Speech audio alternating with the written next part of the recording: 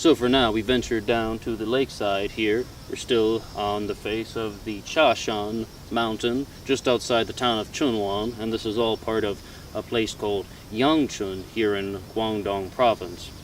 It's a very refreshing and relaxing experience here. However, the whole sort of manners and etiquette of living in China as a foreigner are quite interesting, because after 4 years in China, you really almost find that there's a certain sense of liberty that you have when it comes to things like manners or your own choices, if you will. For example, in 4 years, I can count the number of times that people corrected my manners or my table manners while eating. On one hand, it's like less than 5 times perhaps. When it comes to many things, you just get to do what you feel. There's no formal way to dress. I mean, you can walk down the street with your shirt off as a man and no one will say anything. Sometimes you even see people walking without pants on.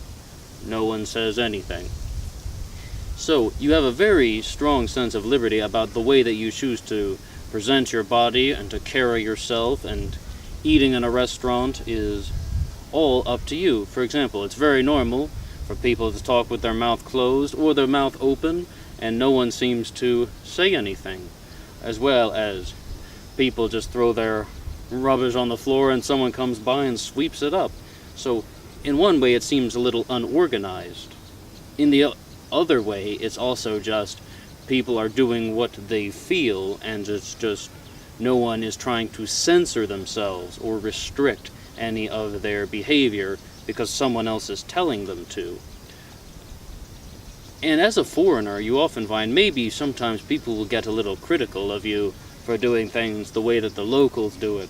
And if you explain that, well, many people in China eat this way, many people in China walk like this, many people in China do this or that, and they will just say, but you are not Chinese. So they sort of try to create a little bit of a barrier and reinforce the difference. But as I said, that happens very, very seldom.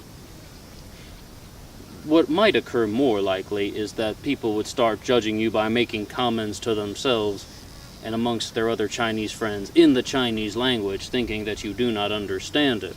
However, very few times people actually come and say directly to you in English, you need to change the way you're eating. You need to change the way that you are talking. You're being too loud, or you're being too quiet, or you're being too rough. Very rarely does that happen. So, in one way, there is a very strong sense of liberty with the choices for manners and etiquette, and on the other hand, it is a little unorganized. But what is nice is, you get to break free from the sort of social constraints of the past. There's no Victorian era lifestyle going on in China right now, when we have sort of a high class and a low class. It's all just sort of the way people feel and the way people choose to act. It's an interesting experience all the same.